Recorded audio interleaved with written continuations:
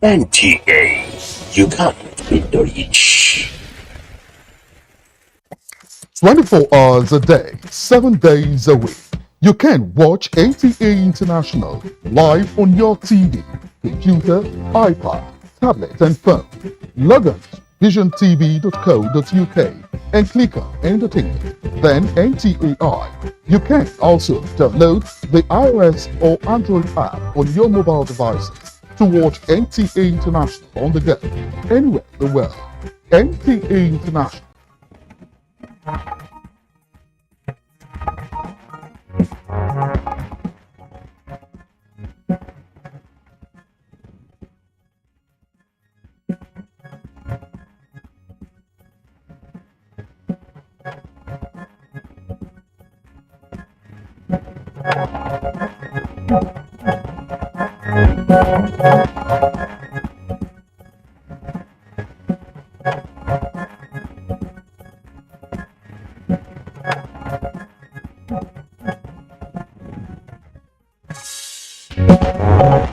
Federal Executive Council approves draft bill for professional training of police officers.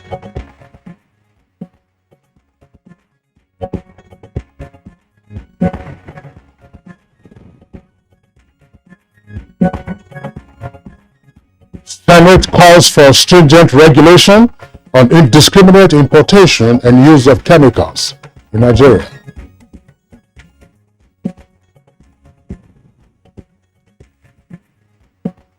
Former President Goodluck Jonathan weighs in on campaigns, urges politicians to refrain from character assassination.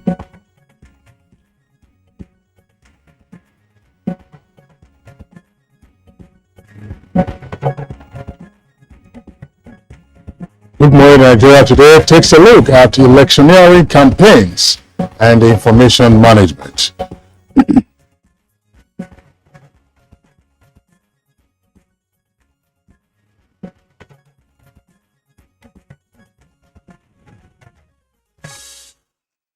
The role of information gathering and dissemination to humanity in general cannot be undermined, not only because it helps in decision making, but because it enhances efficiency and provides a competitive edge for organizations and associations over oppositions or competitors.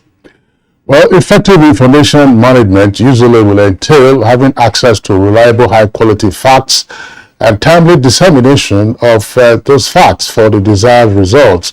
But of course, effective information management also now requires a professional who is a strategist that will speak either for a group, an organization, or for a principal who may be an individual. And in governance and politics, especially before, during, and after every campaign, effective information management is said to be critical for economic and social development of any democracy. And the essence of having spokespersons is to increase the chances of people listening to the party's messages. Hence, the trust placed in such persons is high, even as they advise and also strategize for effective public communication. The recent occurrences in the country, many would say, are not quite savory with respect to the electioneering campaigns. Campaigns were flagged off officially in September of 2022, and now with just a couple of weeks left to the commencement of the general elections, concerns again, as I said, are being raised as to the quality of information management in the course of electioneering for the 2023 polls. And how well are the spokespersons or the information managers disseminating information to the electorate, and how well, if any, are they educating voters and their supporters? And so far, we've seen unguided utterances such as hate speech, fake news. The management of information would actually help in the whole electioneering process. No question about that, anyway, and of course, that's the critical concern. There's a lot of hot air, and there is a lot of, issue with to do with the substance, if any, that the electorate, the voters want to get to know what the candidates stand for. But what we are hearing mostly, character assassination, as former President Goodluck Jonathan was warning against a moment ago. So what should be the qualities, many would ask, of information managers or spokespersons in the course of electioneering? And what should be the relationship between that spokesperson and the principal during and of course after service? And what are the implications of the unprofessional dissemination of information, such as we've seen in some quarters in the course again of the electioneering process? These are some of the issues we intend to take a look at as we have our panel of conversationalists on electioneering campaigns and information management. On which note, I'd like to welcome you to this edition of Good Morning Nigeria. My name is Kingsley Osadolo. We are live on the network service of the Nigerian Television Authority. And I'm Ian John. Thank you for joining us on Good Morning Nigeria. First, we would take the news, and other segments, of course, would be on much later. The Federal Executive Council has approved the draft bill for an act to establish Nigerian police force training schools and institutions to serve as centers for professional training of officers of the Nigerian police.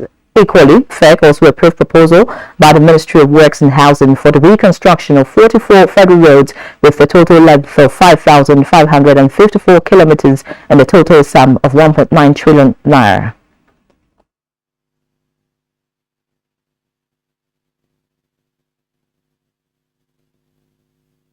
It is worthy to note that as part of Mr. President's reform of Nigerian police ecosystem, the ministry is championing police reforms with the strong backing of the presidency and stakeholders to address observed gaps. The roads that are being that will be under this first phase are the Benin-Asaba corridor to Benin. I presented a memo to the Federal Executive Council requesting for approval to procure some project vehicles for the hydrocarbon pollution remediation project. FEC today approved the sum of 1,354,016,250 naira only. Meanwhile, the House of Representatives has urged authorities to deploy additional security personnel to parts of Edo State to tackle kidnapping and other forms of crime. This is coming on the heels of the recent kidnap of train passengers at the Equitable train station, some of who have been rescued by security personnel. The motion, moved by Representative Segios Ogun, brought to the attention of lawmakers two other incidents of kidnap in Uguneki town on the 9th of January. House members observed with sadness the death of DSP Michael Adams, who lost his life during a rescue operation following a gun duel with the kidnappers, and commended the security personnel for their bravery and sacrifice. The House also requested the setting up of a mobile police force base in Nigerian Army Barracks, forward operating base to ward off perpetrators of crime around the area. Also, a story coming from the Senate indicates that the era of indiscriminate importation and use of chemicals in Nigeria will soon be over. The legislators have passed for second reading the bill that seeks to establish the National Research Institute for Chemical Technology.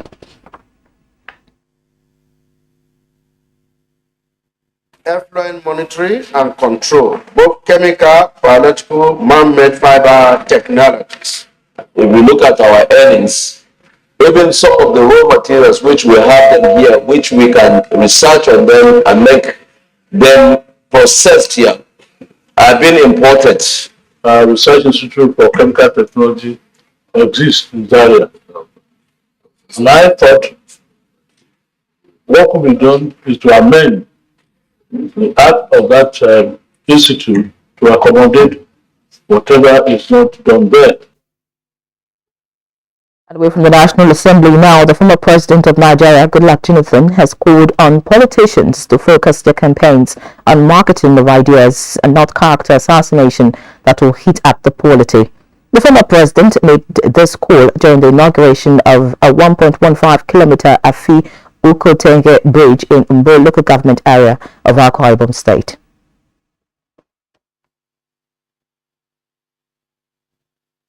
They have returned all glory to God. Let no man share in the glory. Because what do we have that we do not receive from God? The wisdom, the passion, the capacity, the drive, everything to make things happen, all came from God. The strategic development plan has delivered great dividends to the people of this great state. Today, we are here again to commission a special project which, like Governor Odom's other project, is designed to promote economic growth and improve the lives of our people. And away from Akwa Ibom State to Edo State, the government has announced the rescue of the 2 remaining victims of the Igweben train station attack. Commissioner for Communication and Orientation, Chris Nehikari, briefed newsmen in Benin yesterday. We're pleased to announce that the last 2 victims have been rescued, and several suspects in custody, including 2 village chiefs. In other news, Nigerians are expected to turn in the old Naira notes recently redesigned by the Central Bank of Nigeria on or before 31st of January, when the old currency notes would no longer be legal tender. The Central Bank of Nigeria took the sensitization on the redesigned Naira notes to upper markets in Akure, urging traders and the general public to embrace the redesigned 200, 500 and 1,000 Naira denominations for optimal transactions. We notice that there are a lot of counterfeits even in the system already. But that is why we are doing this sensitization, so that we can show you the original note and the one that is not original. It's okay, but they should save the money. If we go to bank, let us see the money safely. And that's the news for now. Good Morning Nigeria continues after this break. Please stay with us. Nigeria is at the crossroads. Nigerians yearn for a rescuer, and the time to choose wisely is now. Who will save our fatherland? Who will rescue Nigeria? Only one man. He is battle ready, tested and trusted, capable and dependable. He is Atiku Abubakar. We call him the unifier on a rescue mission. He's detribalized, uncompromised, and ready to make Nigeria great again. Atiku is coming together with Ifeanyi Okowa. This team is unbeatable. This is no time for sentiment. It's time for competence. Atiku is the best option for a brighter tomorrow. Let's vote Atiku for president come 2023. Vote PDP. Power to the people. This message is powered by Senator Ehige Uzame. As the 2023 elections draw near, remember, evil prospers when good men and women only wish for peace, but never take a step to make peaceful elections happen. Are you a father? Are you a mother? What are you saying to your children as elections approach? Have you warned them not to let themselves be used to cause violence? Have you explained to them what the consequences of electoral violence might be? Do your part to make peaceful elections happen. Talk to your children. Protect them from unscrupulous politicians who want to put them in harm's way, while their own children are comfortable at home, within and outside the country. Let's join hands to make 2023 elections peaceful. This message is from the National Orientation Agency, NOAA.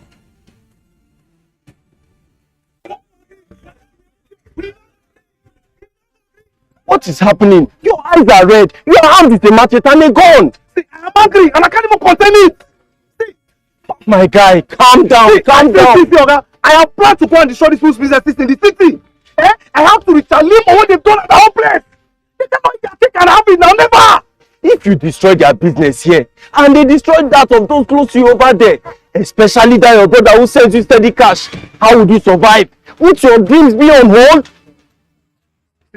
What you're saying is correct, but I'm still angry. Best way is to embrace peace. With peace and unity, my people, let us embrace peace and unity. Let's learn to live as brothers and sisters. for a progressive, prosperous nation. This message is brought to you from the Federal Ministry of Information and Culture. It's a new dawn for Nigeria. Oh, better days are coming. Better days that gives us hope and strength.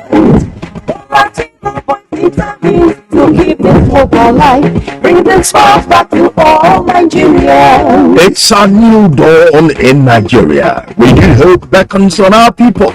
The silver lining dots the skies. The firmament portents a bright future as the people of Nigeria move to vote a man whom they have come to trust for the realization of their aspirations for a better Nigeria. That man is Asiwaju Bola Tinubu. He has been tested. He can be trusted. Vote Asiwaju Bola Tinubu as President of Nigeria 2023. Vote Kashim Shettima as Vice President. Vote APC. Surely with Bola Ahmed Tinubu, the smiles are returning. We are close to home. Bring the smiles back to all Nigerians. Today, we are here to tell you that while we may not be there yet, our military and other security agencies have succeeded and are succeeding in substantially restoring security across the nation.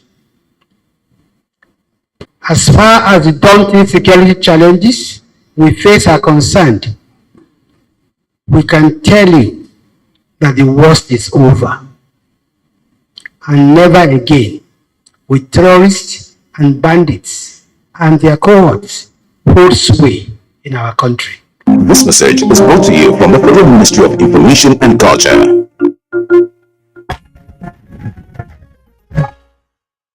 Watching Good Morning Nigeria live on the network service of the Nigerian Television Authority. It's time for business news, and we join our correspondent now for the details of the stories he has.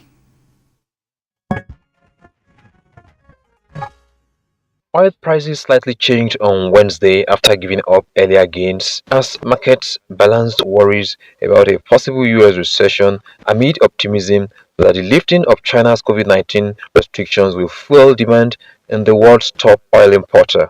According to CNBC, Brent futures fell 22% to $85.70 a barrel, while U.S. West Texas Intermediate crude fell 2 cents to $80.16. And the equities market on Wednesday closed on a negative note as it cancelled Tuesday's gains. The NGX all-share index depreciated by 0.16% to close at 52,615.15 basis points. Market capitalization dropped to 28.65 trillion naira. 217.9 million shares exchanged hands by investors on the floor of the exchange, valued at 4.471 billion naira in 3,377 deals. Financial services industry topped the activity chart with Sterling and Zenith Bank leading in terms of volume. With business news, I'm Kunle Adeyeye. Many thanks, Kunle, for that update. It's now time for newspaper review.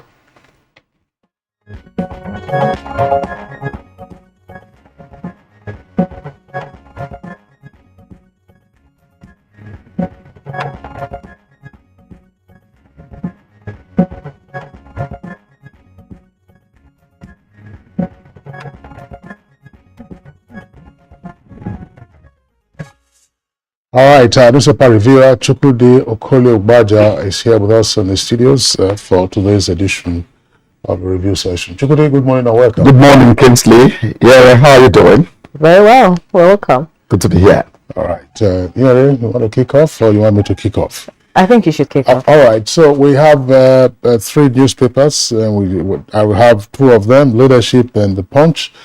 We'll take some of the stories on the front page of the Leadership now. Obi promises new Nigeria at Kaduna rally.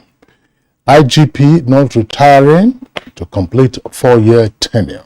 That's on page 10. Darkness looms as Gencos get only 30% gas supply.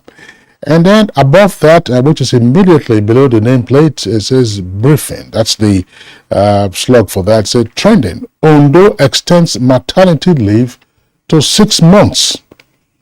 Ondo extends maternity leave to 6 months. NNPCL gets 1.9 trillion naira approval to construct 44 roads. Amid rising verbal attacks by candidates, that's the kicker, Abdulsalami Committee warns against violence and incitement. Atiku and Tinubu refuse to sheath swords, continue mudslinging. Kwankwaso asks Atiku and Asiwaju to withdraw from race over allegations. Nigerians should vote only patriotic servant leaders, that's according to Catholic bishops. And court dismisses suit against APC same-faith ticket. Yeah, statement. All right, just before we go to the New Telegraph, many thanks, Kingsley, for taking that Ondo story twice. It actually interests me. Looking at the New Telegraph now, the Borders headline here reads, Federal government to fast-track fuel subsidy removal from June to April. The writer says COVID-19 delayed initial decision to ensure costs does not exceed 3.23 trillion naira, and you can find details on page 4 of the New Telegraph. Above that story, we have Obasanjo, how BBHS molded Awolowo, Abiola, Bola, Ajibola, others, and I. And that's talking about the Baptist High School. Away from that, we have why IGP Baba won't retire now. And that's quoted to the Police Affairs Minister. Unemployment, federal government to launch labor statistics system soon. We also have right here in the New Telegraph, same faith candidacy. Court strikes out suit against Tinubu. And you can read up the details on page 2 and 26. Next to that, we have New Nigeria possible, says Obi in Kaduna. Blames insecurity on ineffective leadership. Details on page 4. Above the masthead, we have excess crude accounts depletes by 99% to $473,754. And just looking below the picture story of the New Telegraph this morning, we have 2023, that's the kicker. Christian elders express concern over inflammatory inciting comments. And next to that, we have FEC approves 1.9 trillion naira NNPCL expenditures on 44 roads. That will be all from the New Telegraph this morning. And also from the Punch newspaper, above the nameplate, the following headlines. Nigeria owes China, Japan, Germany, and 2 others $4.85 billion. That's on page 20. Emefiele appeals court summons, challenges judge. Envy stopped Abiola from emerging president. That's according to Obasanjo. And the list story says fuel scarcity bites harder, marketers blame NNPCL. Train attack, that's right at the foot of the front page there. 2 Edo chiefs, 5 others arrested. Federal government asks U.S. to probe Nigerian Don's death. This occurred, unfortunately, in Pennsylvania. Delta 2022, that was the sports festival. Monumental medal padding tamed National Sports Festival. Chukudi. Kingsley, one can't say that a headline, a recurring headline, has become irritating. But I don't know what else to think about the fuel scarcity saga we are going through. Fuel scarcity bites harder, that's the Punch. Marketers are blaming NNPCL.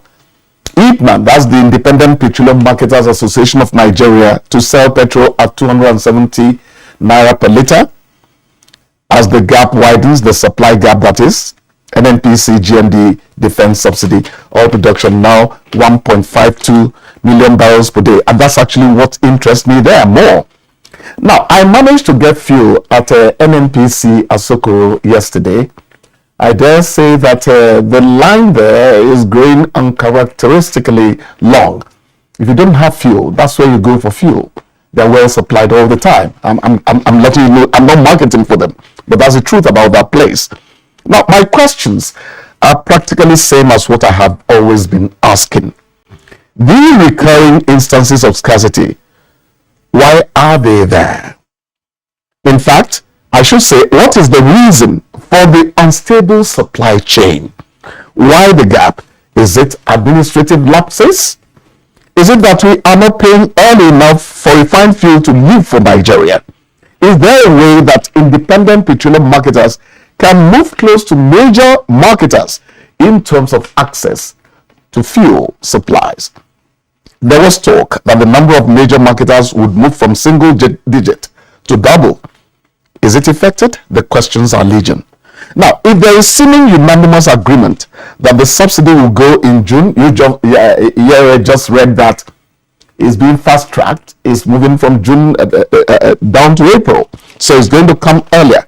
Now, if there is unanimous agreement over the removal of subsidy, can't we manage between now and then to ensure something that looks like stability in the supply of fuel? You can see that my questions are rather ones that express my agitation.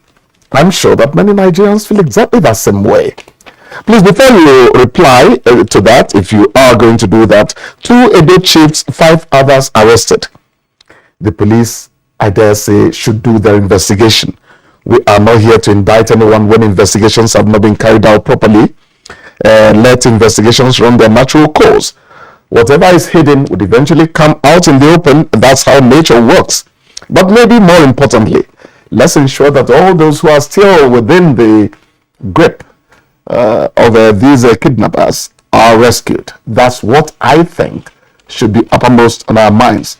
And then before you come in, Ondo extends maternity leave to 6 months. Maybe that's a very wonderful I was thinking when I going to mention it. I was just waiting for you to end and not mention it because that's a very sensitive matter, and it's important that both you and Kingsley talk about it and project it so that the federal government can think about increasing it for federal workers, because having maternity leave for just 4 months, doesn't do the mother and child good. Because are you talking as a woman or talking objectively? I'm talking objectively. Good. Yes. In this case, well, I know Kingsley has something to say, but I'm just saying that for those states and other states that have extended maternity leave to 6 months, it's a good step in the right direction, because we need to ensure that mothers and children and babies that are born are healthy, and it's recommended that a woman breastfeed exclusively for 6 months. So if you tell a woman to resume at 4 months, what happens to exclusive breastfeeding? And some places do not have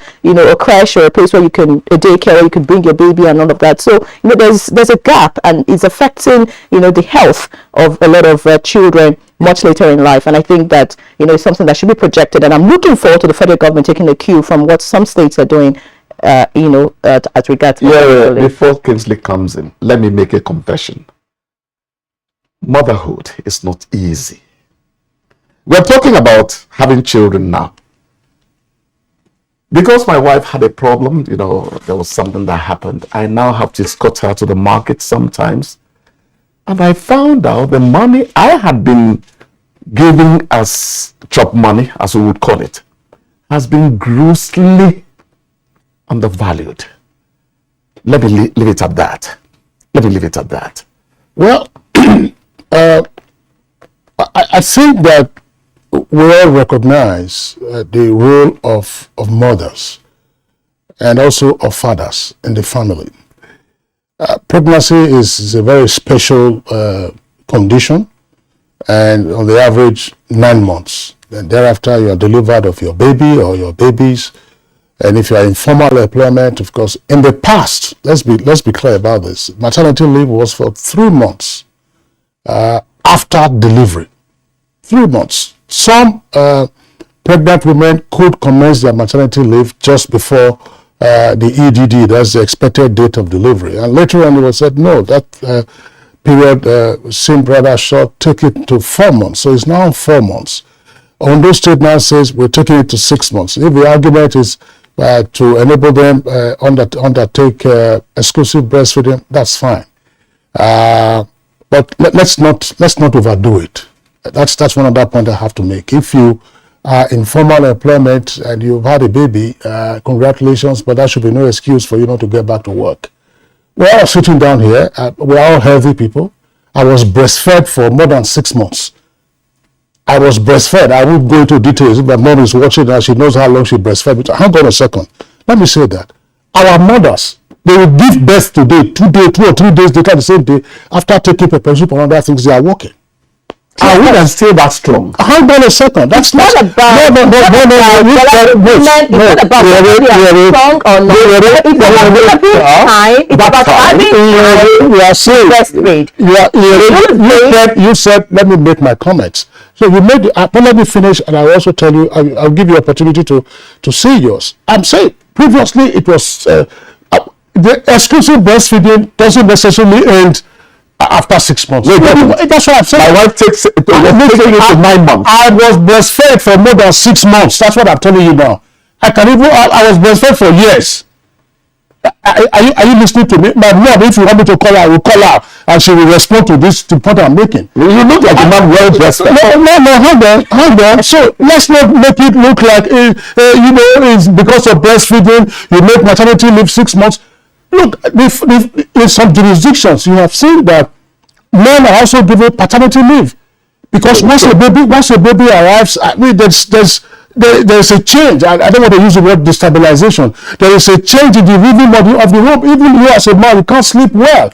But look, after delivery, you got a job to do, right? And the question then is, how long do you stay before you get on the job? So can I tie this up? I want to make the last point. I will tie this up to the decision given recently by the National Industrial Court, striking down Regulation 127 of the police to say that an unmarried police officer who gets pregnant, of course, gets eased out from the service. Yes. Fine. It says it's struck down, so it's now part of your right. It's not part of your right to get pregnant when, of course, you are married, or whether you are married. It can be a single mother. It can be a single mother. A single parent. Hold on a second. So you get pregnant, and then you have 6 months maternity leave. Who fits in your position? Maybe 1.5 years later, 1 year later, again you get pregnant, because there's no rule as to how many times you can get pregnant in 2 years, another 6 months. So I'm talking about, we have to align that to work and schedule.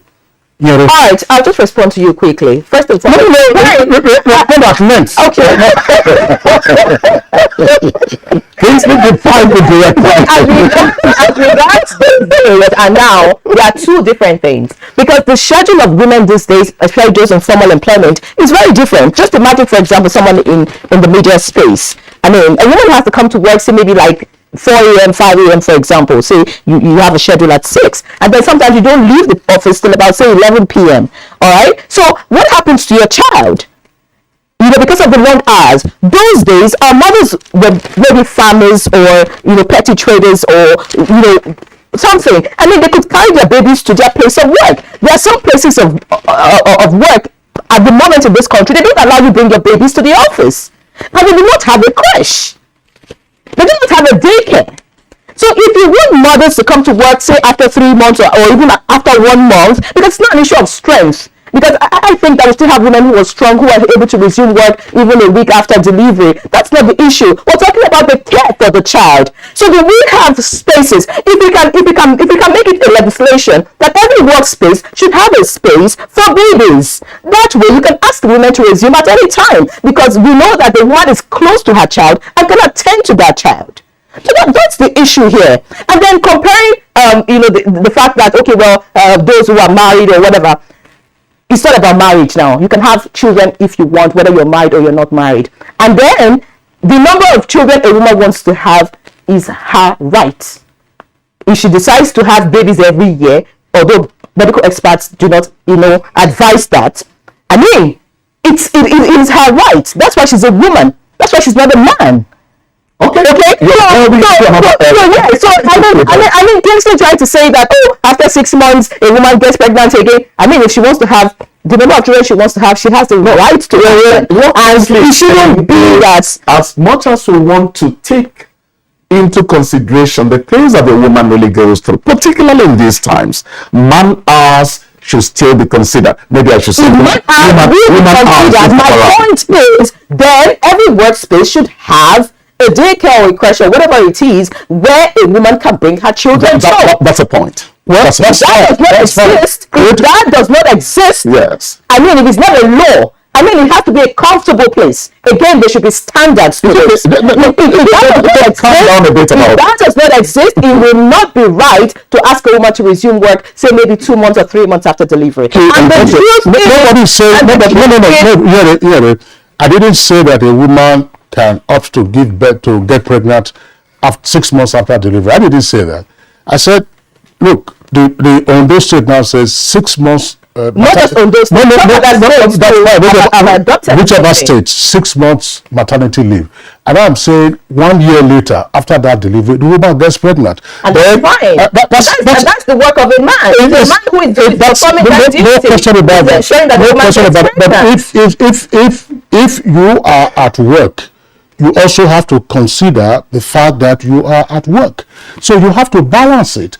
And I don't think it is right. Let our viewers get this. Look, those who have been in management positions are usually considerate for pregnant women or mothers who have recently delivered of their babies and have resumed from their maternity leave. No manager is going to put you on an assignment and say be at work at 4 a.m. and stay until 11 p.m. In some workplaces it exists. You have an example? I have an example. Namely? I may not want to mention, but it exists. It does. And you saying that it doesn't become because I'm the only woman here. It's important to make this point clear. No, it's important to state that if people is saying that a woman should not get pregnant maybe 1 year after she has had a baby. I'm not saying that. That's a message to the men, because I mean, a woman doesn't get pregnant. I'm not saying that. Maybe we should begin to say that. I'm not saying that. Once you have a child, you don't have another one till after 2 years. Okay, and that will be a message to the men. I don't think that's a message to the woman, because I mean, she doesn't get it's a message to both of you. It's a both. Well, mostly to the men. It's the both. It's the both. Let's get it clear. I don't know whether she's not developing a thesis on the powers of the eagle. Chukwudi, let's be clear. Let's be clear about this. We are saying that, look, you know, there are constraints. But let it not appear as if, oh, look, I have a family. All right, and in modern times, women also have to recognize that, look, women have to be strong. There are women who deliver twins. It's balance. I said there are women who deliver twins in the backyard without going to maternity. 2 days later, they are walking. 2 days later, after picking pepper soup, and what is all this that, I mean, what is it? You know? I know that. Anyway, I think we going to round up this discussion on the point that, you know, if you look at the creation story from what we read from Holy Books, I mean, a man was created to work and, you know, do, you know, all the work before a woman was eventually created. So, yes. So I think that a woman should be given her rights. And that is always completely. She should be given her rights to have babies that she wants to have. And it is important that she's given time off work, especially for schedules that are not, you know, not nice. And for you cannot take your children. Elongation of the post-delivery period. That's the issue. Elongation. By the way, I know that the producer and the director, they are yelling at us now to wrap up. Let me make this point very quickly about the kidnap incident that occurred at Equitable trade station earlier this year. Look, I think that somehow the story is being hidden. Chukwudi, you were saying that those who are still remaining, all captives in that kidnap incident have been rescued. Oh, that's it. I missed that. All captives have been rescued. And then they have arrested some suspects, including some village chiefs or village heads. I think that we should celebrate what has happened. Yes. What is it that the Edo state government did right, along with the security agencies? The military, the police, the local vigilantes, and the technology that they deployed. Assuming this had occurred when the Kaduna train incident happened on March 28th last year, we probably would not have gone through the agony that we did. So they were able to geolocate where these kidnappers were with their victims, and then frustrated them from going further afield. And in that process, it was easy to rescue the military intervening and along with the police, rescue the victims in batches until the last two were freed. What is it that the Edo state government did right? Nature was part of it. Yes. We said while we were on leave that they were not going to go far because of the topography of Iguebe. It's not like the hills in the north where you can take people and hide easily. We said that the plain land was going to help a lot. I think it has played a part. I think so. But we have to praise our security the government, agencies. The government of Edo State, like Kingsley has already mentioned, were actually proactive and on top of their game, and to ensure that all the abducted persons regain freedom. So I think we'll leave it at that point now. But of course, the conversation between I and Kingsley as regards maternity leave will continue. After time I left this studio. It will continue as my colleague and who believes that a woman shouldn't have 6 months maternity leave. Chukudi, many thanks for standing with the women. Tell the honestness. Not at all. I think I like your position on the matter. Thank you. Thank you. Chukudi, thank you.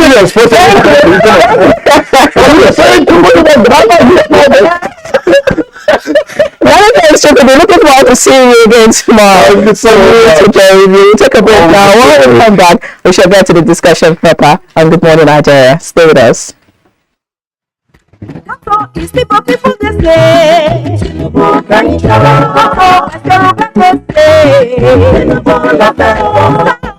The people they shout.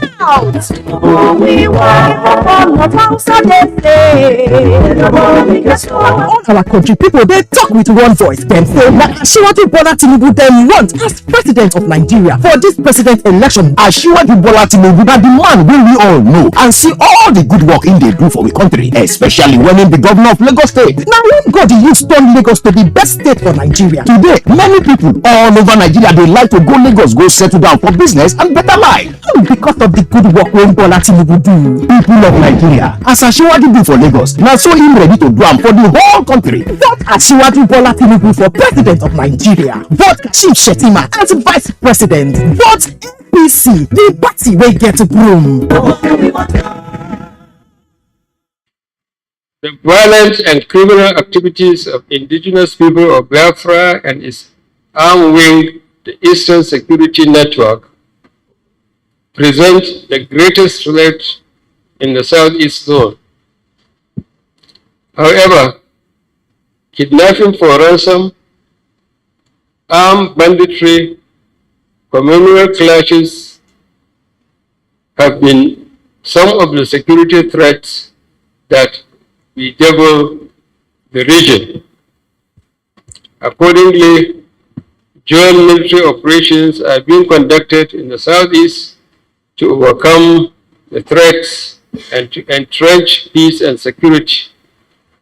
The military effort, in collaboration with other security agencies, are achieving the set objectives, which are the defeat of the threat and restoration of peace and security in the region. This message is brought to you from the Federal Ministry of Information and Culture.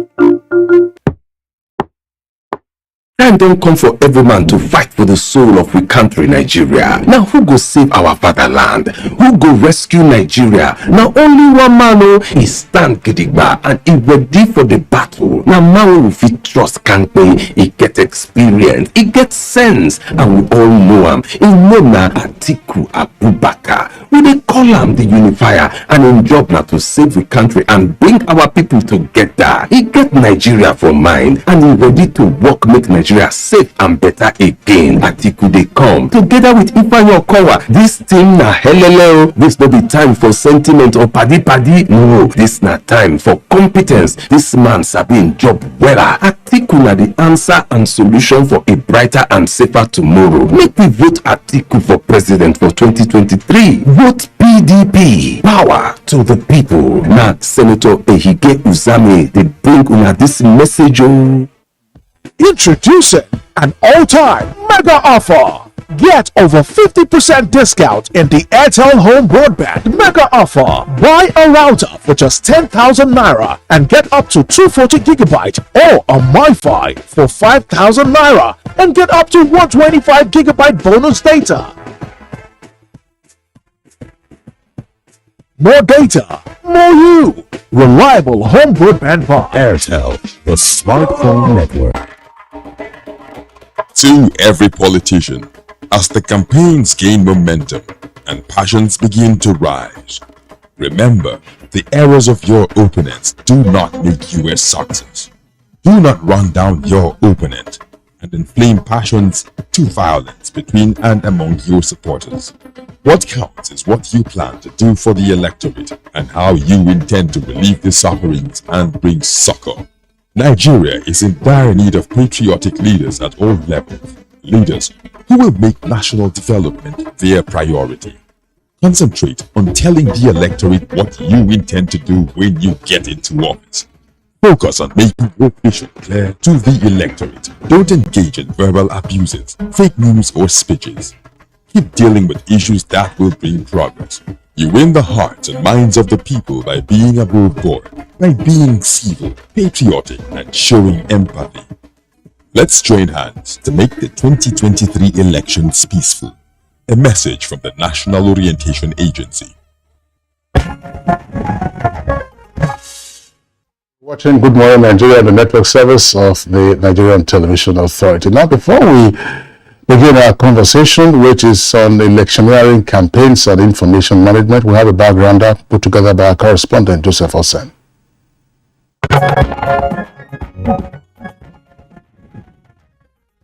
Information, they say, is power. For those who hold this conviction, information sends intended messages to the receiver, influencing or persuading them to act or behave in certain ways. Let me use this opportunity to respond. Basically, the kind of information hovering in the air may ignite positive or negative reactions with greater impact on the society. In many cases, information have made the public understand organizational policies, situation and right actions to take, or the role to play for development of self and society. On the other hand, wrong messages such as hate and divisive speeches or misinformation have set many communities on fire, while some individuals have equally suffered attacks. With political campaigns intensifying ahead of the 2023 general elections, the utterances coming out from different political camps are sending dangerous waves across the country, even as stakeholders continue to call for issue-based campaigns. For instance, some of the key candidates and their spokespersons have continued to attack opposing parties and candidates with issues of ethnic division, faith tickets, and personal attacks on candidates. Nigerians have questioned if such hate campaigns are in the interest of the country. Is there any sense of patriotism or professionalism in the perpetrators of these campaigns? And are they aware of the implications on the peaceful conduct of the 2023 polls, as well as the state of the nation before, during, and after the elections? How important is information management at critical times like this, with wide range of development issues such as tackling the present economic challenges, insecurity, national cohesion, and health issues begging for solutions? Guests on Good Morning Nigeria will take a look at the electioneering campaigns so far and speak to values of information management in view of peaceful polls in 2023. Thank you, Joseph, for that background report. Now joining us in the studio in Abuja to discuss electioneering campaign and information management is the former Commissioner for Information Strategy, Adamawa State and Public Affairs Analyst, Honorable Ahmed Sajo. Thank you for joining us. Yeah, thank you very much. It's my pleasure. You're welcome. Also in the studio right here is the Director of Investigation and Enforcement, NBC, Mrs. Susan Obi. Many thanks for joining us, ma'am. Thank you very much. Good morning. All right, and then we have two guests who are joining us via Zoom. First, from Gombe, we would like to welcome Professor of Mass Communication. He's also the Vice Chancellor of Federal University, Kashere, in Gombe State. Professor Umar Pate is, of course, a regular guest on Good Morning Nigeria. You see him there on the right side of your screen. He's smiling. Professor Pate, good to have you this morning, and Happy New Year to you, too.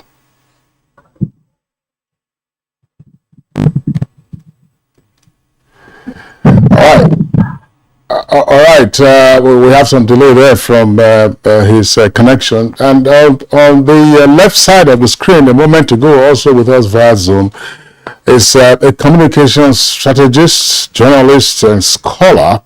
He's the chief executive of Brand House Communications and president, International Association of Business Communications, Nigerian chapter. They usually call him CBN, not Central Bank of Nigeria. CBN stands for Chido Benedict Wakama. Chido, we're glad to have you this morning.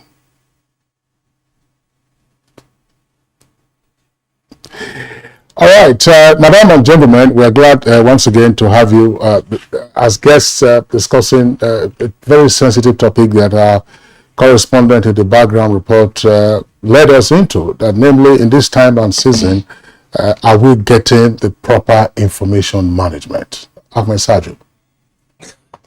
Let me speak from a practical perspective. I had spoken for a governor and I've spoken for a government, and from purely, practical experience, I do understand the issues. There are three basic issues that are creating this gap that is making it very difficult for us to distill very good messaging, in this electioneering season. The first one is the society itself. We're developing a society that is devoid of ethical values or anything. And like they will tell you, if you go to court, you cannot put something on nothing. If we really want, ethical considerations in messaging, information management, then we must have ethical considerations in the manner we run our society. That is, a very huge gap. Now, the second aspect is that our leadership, when they are recruiting spokespersons, they are not recruiting spokespersons per se. In most cases, they recruit attack dogs. They recruit people they want to attack other people. And in the process of recruiting, an attack dog is an attack dog. Keeps on attacking other people, and when they discover that there is no one else to attack, they turn around and even attack their own masters. We are seeing it. So that is one other aspect. And then the third unfortunate thing is that we seem to believe that anybody that can drive a logical conversation is qualified to be a spokesperson. We've removed all knowledge, all capacity, all ethics from the process of being a spokesperson. We just feel that anybody who can sit in front of a camera or who can stand before a gathering and make statements is a good spokesperson. You could speak very well, but if you do not understand what it is to speak as a spokesperson, you may just end up being a roadside mechanic claiming to be an engineer. I am not saying roadside mechanics are not engineers, but an engineer is an engineer by training and by certain qualifications that are determined by a criteria that is known. So much so that we need to have ground rules for being a spokesperson, and we need to hold the leadership responsible and accountable for some of the bad things spokespersons say. I mean, I am a leader. If somebody goes out there and says something wrong in my name, I should be able to call the person to order. But because I was not recruited purely to speak for my principal, I was recruited to attack Kingsley. My principal feels happy I'm attacking Kingsley. But when I discover that I have finished my attack on Kingsley and I don't see any other person to attack, I will turn around and begin to attack my principal. It's also here. Okay, so these are some of the things. So I think the campaign messaging we are now getting, the damage it's doing to us is that because of all the attacks and the exposés that are unnecessary, we are eroding confidence in all the candidates. And by the time, definitely by the law, only one of those candidates will become the leader. And if any one of them goes into leadership with this much of trust deficit, the public may not even, be excited about the leadership that will be empaneled. And that's where the danger is going to be. All right, thank you so much, Ahmed Sergio. I think I would like to hear from Mrs. Obi, because you are from the NBC and it's your duty to monitor the information management at this very critical time. It's, elections, we have elections next month, and yes, the politics is heated. How would you rate information management at this time? Would you say that the politicians are doing fairly? Well, thank you very much. Like you rightly said, we're a few weeks to the elections, and the National Broadcasting Commission are not at the front line of dissemination of information. Rather, as regulators of broadcasting, they establish the rules, like the Honorable said, we establish the ground norms at this time, the ground norm for discourse, the quality of discourse, the type of discourse, the nature of discourse. And this is established through the Nigerian Broadcasting Code, which serves as a guideline for broadcasters. He has talked about the fact that sometimes the media spokespersons abuse their responsibility when they become watchdogs, like he said. In this regard, I'd like to say that the National Broadcasting Commission holds broadcasters accountable for the way their guests disseminate the information they have on air. The code requires that every information should be put out in a decent manner. It should be honest. It should not be divisive. It should be devoid of divisive hate speech and more inciting comments and allusions. So when we have guests on air who have a duty, like he has said, who have been appointed and given a responsibility, and they come on air, and instead of discharging the responsibility given to them, they go into stereotyping of persons on the lines of ethnicity, belief, even health. It is the duty of the broadcaster or the anchor to call the guest to order, to remind the guest that this is the focus of the program. So as in the commission, we have monitored that sometimes programs lose focus. We have also monitored that this breach is border on straight dealing. Straight dealing requires that the objectives of a program should be clearly evident from the inception of that program.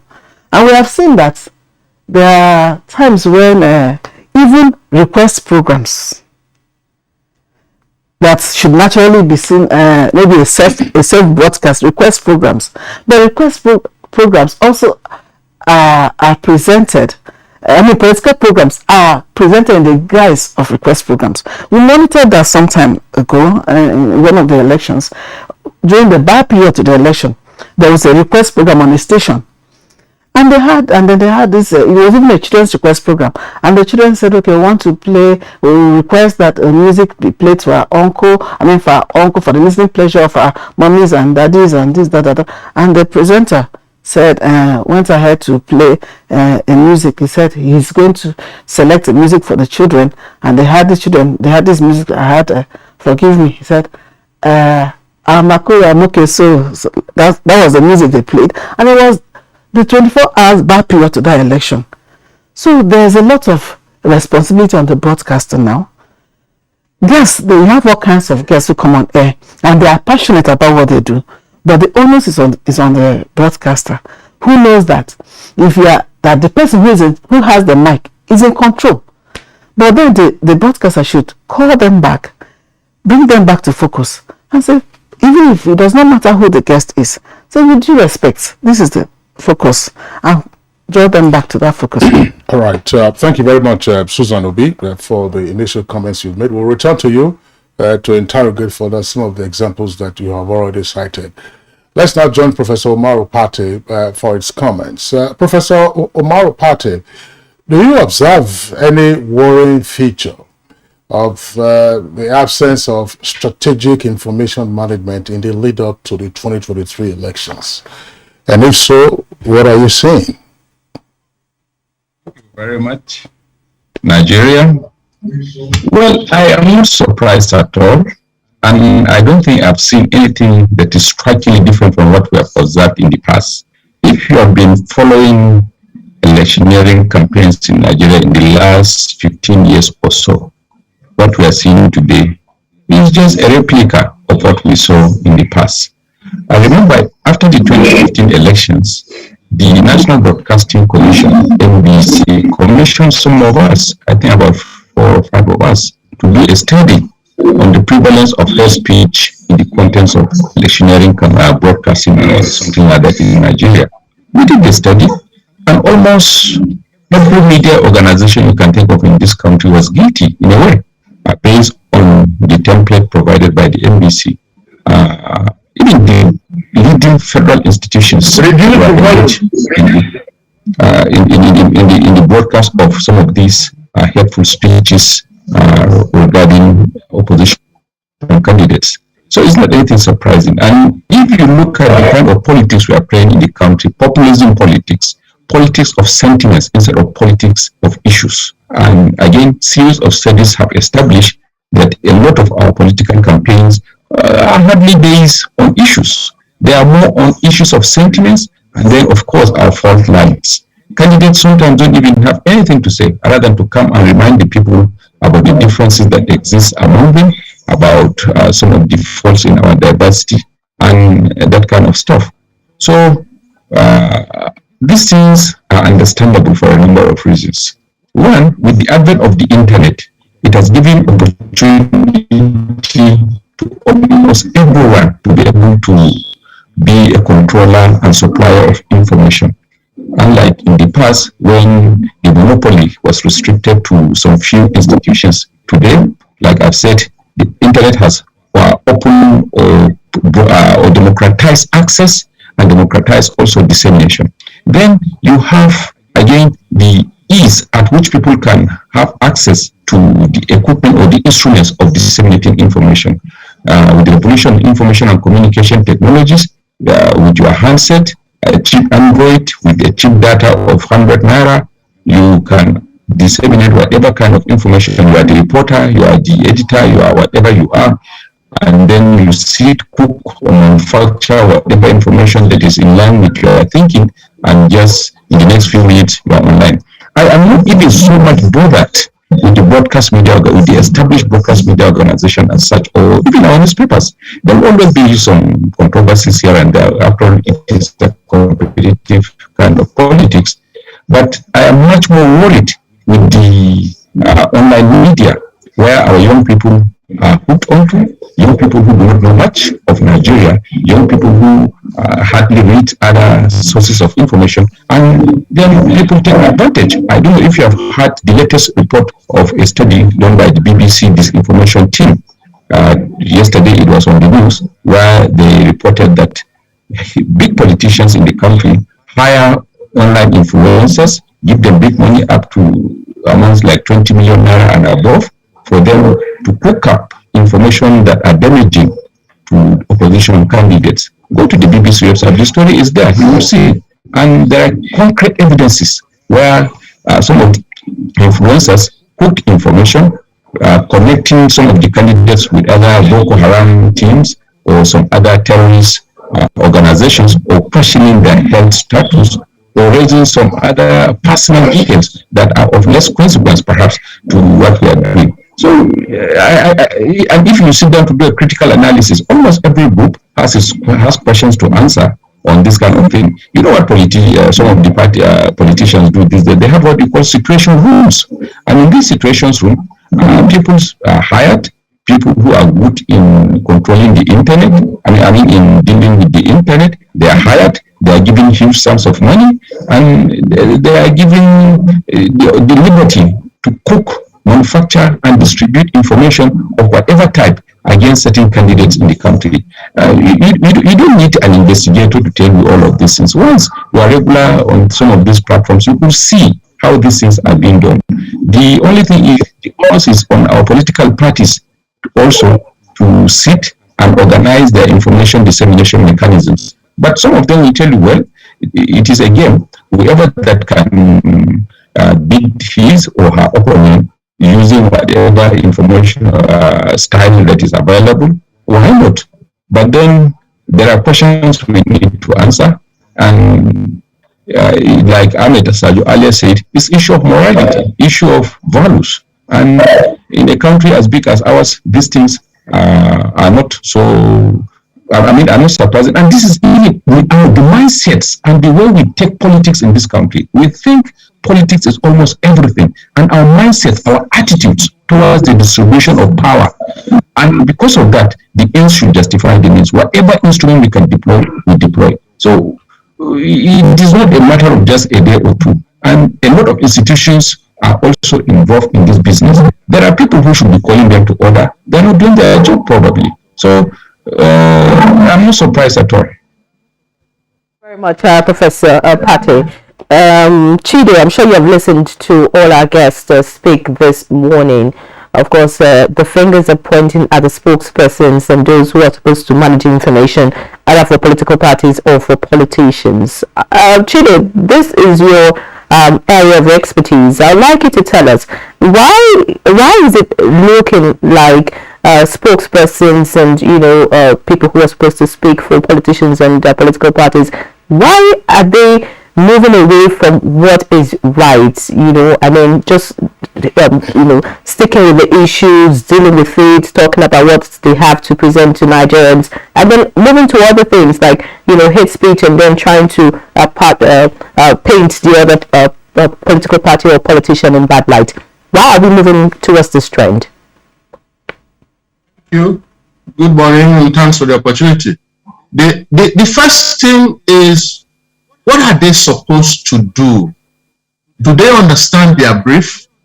The brief of party spokespeople, the brief of the spokesmen for the candidates and for the parties is primarily to promote their parties and their candidates. It's also to promote and consolidate Nigeria's democracy. More importantly, to promote and consolidate our democracy. They seem to have forgotten where we are coming from. They seem to take it for granted. What they have done instead is to promote an atmosphere of chaotic conversation, incivility, hate, and all that creates a negativity around politics and democracy. That shouldn't be their brief. Their brief, once again, is to promote their candidate and to consolidate and sustain our democracy through their speeches. So it's for us to remind them to go back to the fundamentals. What is your brief? You will find that they are not speaking to their briefs. Each time I listen to them, nobody is saying, if you go through our manifesto, this is what our manifesto says, this is what we will do. No, they are not speaking to the issues in their manifesto. They are speaking rather to personality issues. This one is this, that, and now they are openly committing libel, defaming each other openly, and even a lawyer says, yes, I know I am defaming, I am ready to go to jail. What's that? What kind of talk is that? So we have a situation where our job here, as I see it, is to remind them to go back, think about their briefs again in the next 1 month, and come back to it. Let's discuss the issues. Let's consolidate and save our democracy, because we seem to take it for granted. We seem to think, nothing can happen. But yes, something can happen. And we all, let me not mention it, but we know where we are coming from and what can happen. What happened in the Second Republic. All right, Chido, thank you very much there for your first intervention. Let's come back to the studios. Ahmed Sajo, well, we have to return to this issue. It appears that the more there is the call for issue-based campaigns, the more there is a recourse to mudslinging, character assassination, and therefore a deviation from the issues that one ordinarily should help promote the candidates and their parties, as well as enlighten the electorate so that they don't make informed choices at the polls. But I don't know what's going on. Ahmed, yes. I think we need to go to the back end. When you go to the back end and you open the back end, you notice one major distortion, and it is that distortion that is manifesting that you are complaining about now. All of us are complaining about two things in this country: power and wealth. Once you acquire them, you acquire relevance, you acquire importance, you acquire an aura around you that makes you somebody. And regardless of how you get to acquire that power, regardless of how you get to acquire that wealth, nobody questions how you get them. And so if the acquisition of power is done without morality, and yet that power, a kind of legitimacy is confirmed on the power, and that power is utilized within the same context of immorality, why are you questioning the street that is followed to go and acquire that power? That's just the truth. When I was growing up, I was always interested in Hausa literature, not necessarily, because of a lot of reference to society. You hear that when Alhaji, meaning a rich person, says good morning in the evening, everybody accepts that it's good morning as far as the man is rich and he had said so. We've developed a template, a national template that says anybody in position of power or wealth can do no wrong, can say nothing wrong. So when on the road to acquiring power, the person uses another person to do all manner of things, he's still enjoying that immunity of a powerful and rich person does no wrong. And the deference of society. And the deference of society to that power and wealth. Now, we have reached a point where every advantage has its own disadvantages. The digital convergence that came with the explosion of internet, that makes your handset a camera, a radio, a recorder, the means of disseminating information, a TV, everything, all of the digital content are converged in one handset, had liberalized, like my brother Professor Pate said, democratized, liberalized access and capacity to disseminate information. And so people now say, okay, why can't we use this new technology to advance our cause? And because by the time you reach the citadel, you reach the destination, nobody remembers that you went through some bad experiences to get there. And so when you have a society, a country where people use even their biological mothers for rituals to become rich, why are you questioning such little things? I think we have to go back to our core values. What are our core values? The one reason why we've not been able to develop a nation state, we're just a country. We can define our boundaries. I know where our boundaries are. We can define, our geographical locations. We can identify ourselves as you coming from Edo, I'm coming from Adamawa and whatever. That we can. But are we really a nation? Because a nation is a group of people with common values, common points of view. What are our common values in Nigeria? Because we have discarded any ethical value that we need to build around and call it our common ethical value as a nation, we are holding on to our natural fault lines and expanding them when we want to go into a contest for power, and then collapsing them when we acquire the power so that we can sit down and share the spoils of the power. Are you talking about the generality of Nigerians? Because the point was made many decades ago by political scientists and other scholars that ethnicity is the refuge of the Nigerian political elite. You add to that, of course, religion and so on and so forth. The ordinary Nigerians who trade amongst themselves, who live amongst themselves, just don't become pawns in the games that this political class play. Exactly. Until we are able to deconstruct that and begin to make people realize that this is just a game for power. That these people, when they attain the power, they do not carry on, using the power within the context of our natural fault lines. They all come together until we begin to realize that we have only two tribes in Nigeria. The tribes of those that are rich and comfortable, and the tribes of those that are poor and suffering. Exploited. Until we define ourselves in terms of the oppressed and the oppressor, until we begin to define ourselves in terms of, the haves and the have-nots, well, as long as we begin to see ourselves within so we will be manipulated.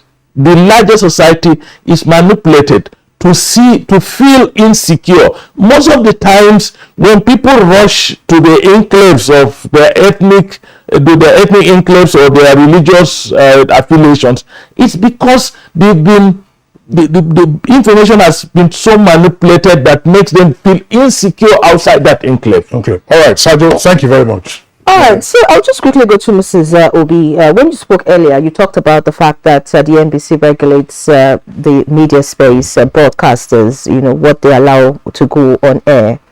It has been established so far by all the guests that spokespersons are actually veering off, what they should do and doing the wrong things. Do you also regulate social media spaces of these broadcasters? Because we know that most broadcast establishments these days now have social media pages, and sometimes what they have on air, normal terrestrial television or whatever it is very different from what they put on their social media pages. Do you also regulate that? Because we know that most of the commotion or the heated arguments and all the wrong things happening at the moment is basically coming from the social media space. So do you regulate that first and foremost? And then is it true that the NBC is more concerned about, say, private media establishments or certain media organizations? You regulate them and then you do not regulate the others. I'd like you to speak. Okay, first of all, I'd like to say that the Commission recognizes that a lot of the traditional media now have now stream their signals to on the social space that you talked about, and the act that established the Commission empowers it to regulate all forms of broadcasting, including that which happens on the social media. But then it's like you talked about, it's a phase. Regulation is a phase that is growing, and there's a bill for the amendment of the act to empower it more to be able to conduct these other functions, these other responsibilities we talked about. But then, as it concerns regulating the social media, the Commission, the NBC, works in collaboration with other agencies like the NIDA and NCC, and so they have what they call the committee. There are committee rules that have been set up that have been recognized. So when the Commission monitors breaches on the social media, we have officers now who escalate these breaches to those who should manage them properly until we have the regulation to do that. Then I also like to say that it's a uniform regulation. There is no group that is more regulated than the other. The private media is no more regulated than the government's media. It is one set of regulation that applies to all. The Nigerian Broadcasting Code has the regulations for every licensee of the commission is required to abide by the provisions of the code. And I'd like to say that the provisions of the code is the handwork of the stakeholders in broadcasting. So all of them have agreed, every stakeholder in broadcasting have agreed to these provisions in the code, and they're all bound to abide by it. Besides, at the point of licensing, while the license is being given, there's a form that is filled, an attestation to abide by the provisions of the code. So it's binding on all, whether private or government. So there's no separate regulation for private broadcasters or for government broadcasters. Well, earlier you did say that the ideal situation would be for broadcasters to intervene where a cantankerous program is on air, or where guests are, of course, deviating from the essence of a program. Now, some observers have complained about the quality of political broadcasts on radio and also on television, and that some of these broadcasts actually verge on infractions of the broadcast code. What has the NBC done in this regard? Since September last year, just before the campaigns were allowed to begin on air, the Commission has had pockets of sensitization with broadcasters.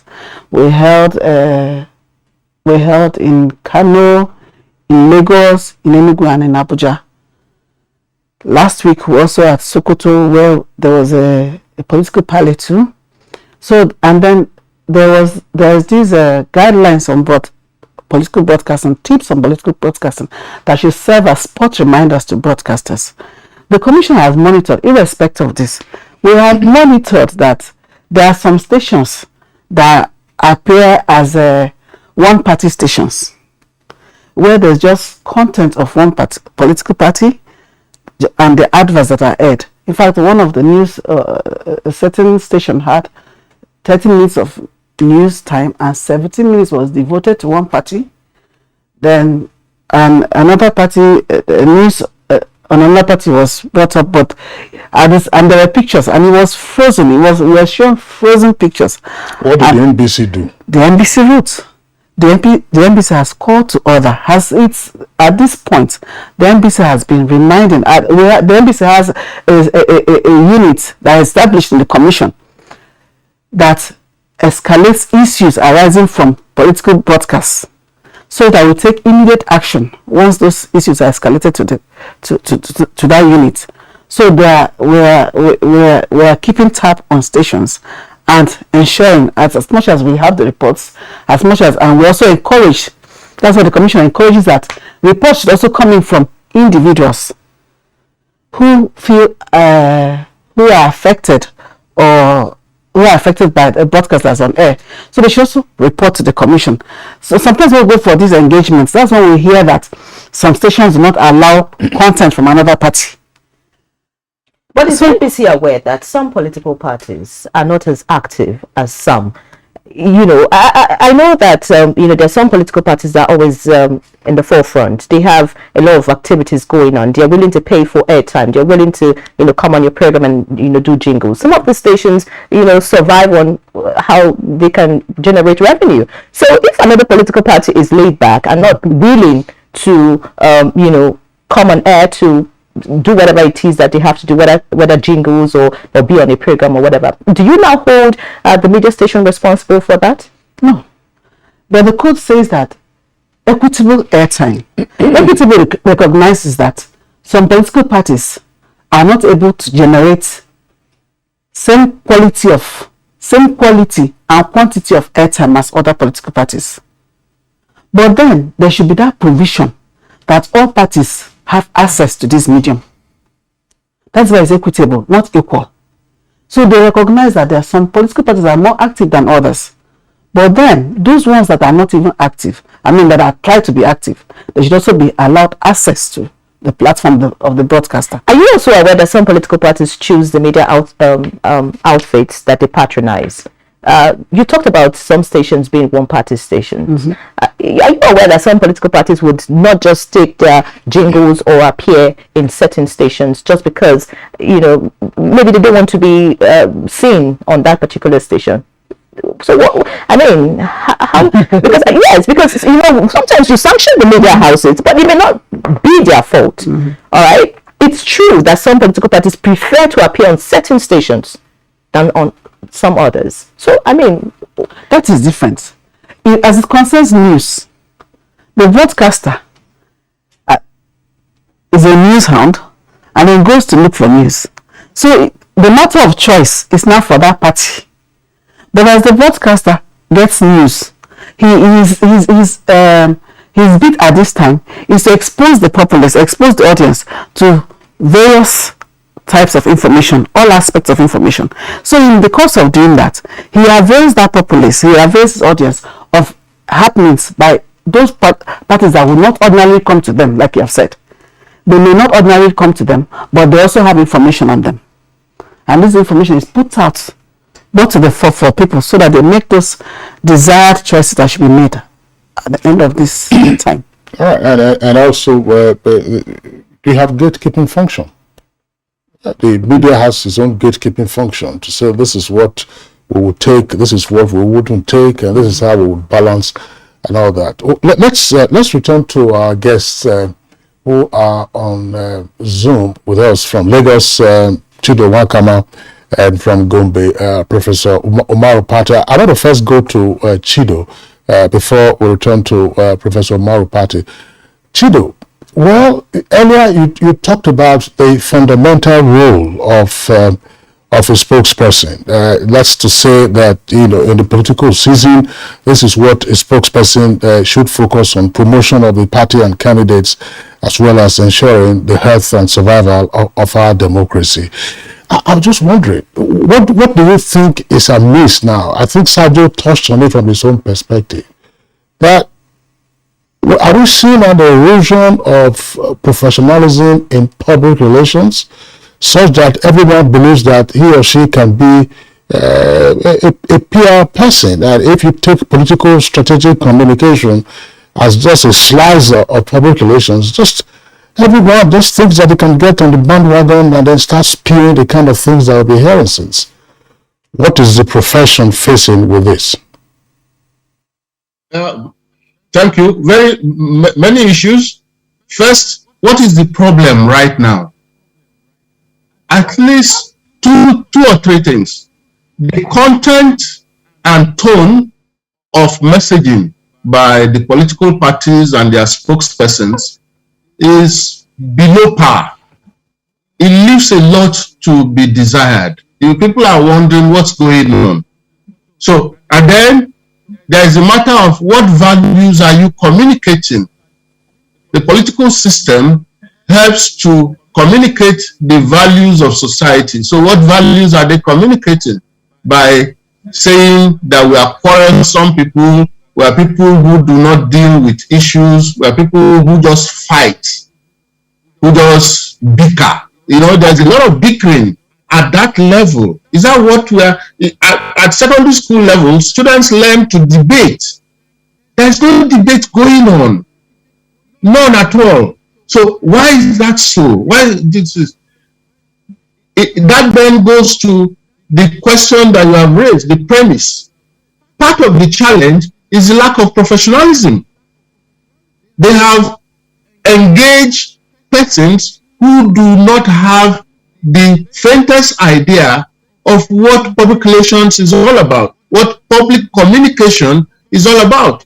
By training, by orientation, none of them is qualified to do that. But this is Nigeria, so what does it matter? Why do you need a professional? Why do you need certification? So this is not just to talk. Let them go talk. So that's what we have. We have persons who are unqualified, who have been given these jobs and all that. It then comes back to our professional body. NIPR did not raise an objection when these issues started. The first time some of these issues happened in 1999, when they are engaged Dr. Doyin Okupe, myself and my partner then, Taiwo Be, we raised the issue to say, Okupe is a medical doctor. He's not a communication professional. He's not qualified to be speaking on behalf of the presidency. Of course, some dismissed it, but we were proved right later when the man defined his job to be that of an attack dog. That register has become part of what communications people think their job is, to attack the opponent. That's not what it is. It is to persuade. It is to win through convincing arguments, through persuasion, not attack. So that's where we are. The professional body needs to wake up, needs to draw attention to these issues. It's been there for a long time. But I repeat that even now, it's not too late for us to say to the political parties and their spokespersons, gentlemen, can you change the tone and content of your communication? Can you deal with issues? Can you tone down the negativism? It's too much. And it's painting a wrong picture of what democracy is all about and what this is. We are looking for quotable quotes from your candidates. We are looking for quotable quotes from your manifestos. What is it that you have identified that you want to talk? Sometimes the way they speak, you wonder, have these guys even studied their own manifesto? Because their manifestos are rich. But it's not showing in the communication coming out. The messaging is not addressing any of the issues that their manifestos have addressed. So we have a real problem of professionalism and we need to go back to it. Thank you. Chido, of course, you have actually hit the nail on the head. Content and the tone of messaging, very important. Of course, this conversation will continue. That's after this break. Stay with us.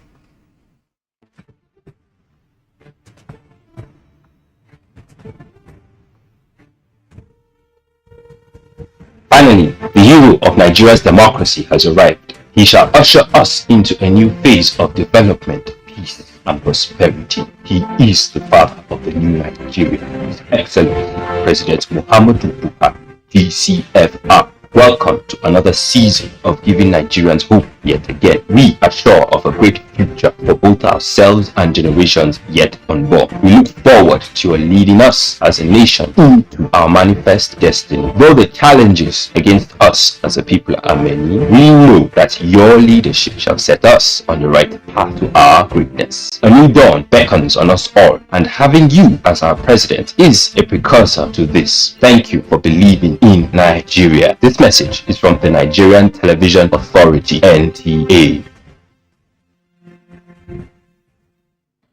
The Ministry of Police Affairs under my watch has been instrumental to strengthening the Nigerian police force to tackle challenges in the internal security architecture of the nation. To effectively achieve its mandate to protect lives and property within Nigeria, the Nigerian police have deployed operational intelligence and the ICT-based apparatus to tackle and stem the tide of crime and criminality. Some of these efforts include the maximization of the Force Intelligence Bureau, Intelligence Response Team, and Special Tactical Squads, through digitalization of emergency contacts via the NPF Rescue Me application for emergency response at the top of your button. This message is brought to you from the Federal Ministry of Information and Culture. Our pastors, our imams, in every church, in every mosque, please realize that in the course of praying for peaceful and transparent elections, we all have duties beyond prayers. If we want a stable society before, during, and after the elections, what should you be saying to those that worship with you? All Sundays and all Fridays, You are saddled with the responsibility of bringing up good generations. It is therefore your duty to both man and God to ensure peace all the time, no matter about elections alone. People talk to people and people listen. Talk to your followers. Make them listen to ensure peaceful 2023 elections. This message is from the National Orientation Agency.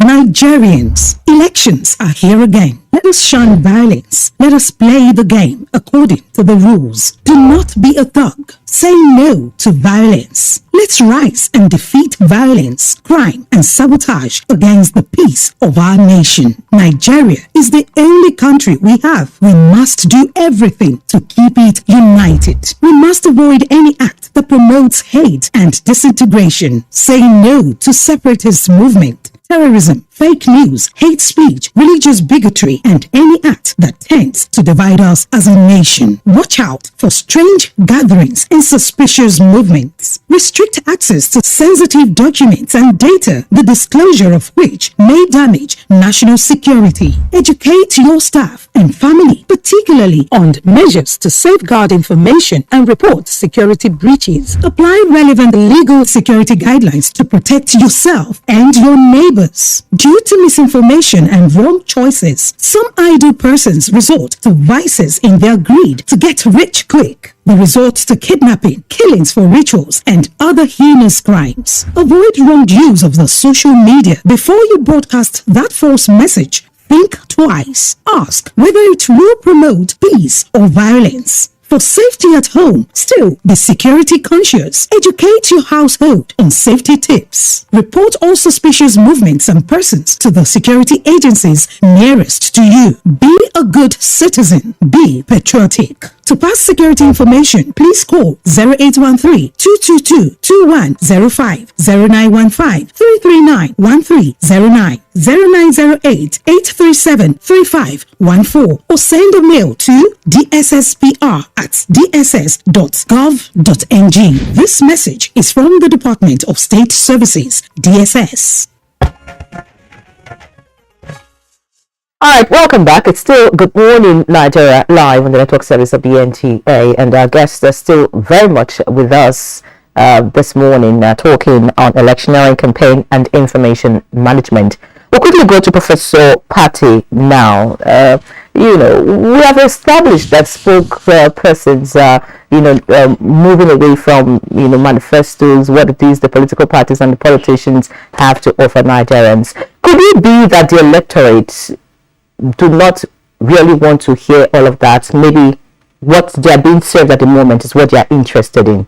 Could that be why we are moving towards this trend? Very much. You see, you cannot talk about democracy and refuse to accept the reality of diversity in thinking as well as in content of information.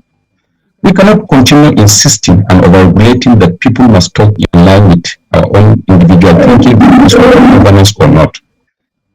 This issue of variety is necessary. Uniformity is not something that you can say must be a reality in a democratic system. So there must be some room for people to exchange diverse ideas, even if the ideas are painful to each other. There must be that space. Now, if you look at what is happening at state media level, a lot of the times the opposition is not given access to state-controlled media organizations. The party that is in control of a particular state will also appropriate the media space and totally define how information can be governed. And if you know the political economy of information, once you deny individuals chances or access either through the federal or through the state media organizations, the next resort for them is to go to the internet. And on the internet, you have no control. You cannot control who has access and who can disseminate information. So when you come and say things against them on the state-controlled media, they now go and reply you in more worrying ways on the internet. And this is sometimes what is happening. Government people control information, only their state commissioners and only their officials can have access. Now, again, like Mr. Chido said, we do not promote debates. So I am least worried sometimes when people raise certain things. Give them the space, create the space on our media organizations. Bring the various parties, let them come and debate. If they want to abuse each other, let them do so. And as the controller or the presenter, you now ask them, do fact checking. If somebody raises an issue, you are there as the broadcaster, you have done your research, you now challenge him and let the people see that after all, he's only disseminating this information and he's lying, he's not saying the truth. But by the time you hide and you continue to tell people, no, they should not say this, they should not say that. Facts are hidden, and they only go to the internet to go and express such opinions, but give them the space on the public. Very true. I agree with your line of thought, Prof. But you know, my question is the electorate, the population, Nigerians. You know, because someone has said that when you talk about the issues, what it is that the political parties have to offer, and all of that, as regards the elections and if they win and all of that, that's Nigerians may not really be interested in that. That they are excited about the. This is why I am saying that open the space. Let people come with divergent opinions. Let them debate among themselves. But every day when you give them the same thoughts, and when you look at some of the quality of the campaign speeches you hear, there is nothing for you that is exciting. And so some do not even contain research. And not all of us can sit and read the manifestos. Again, returning to some of the spokesperson, the issue you have raised. A lot of the political parties, or some of us, think the ability to speak good English language, as well as the ability to raise cantankerous issues, is what will qualify you to become a spokesman. And we have seen that happen. But it is not so. There is what we call political public relations, there's what we call political advertising, and there's what we call political communication. People need to be properly prepared in line with their own callings, so that they will properly conceptualize, strategize to disseminate the information. But some of us don't think it is necessary. So go to some of our states and see who are their commissioners for information.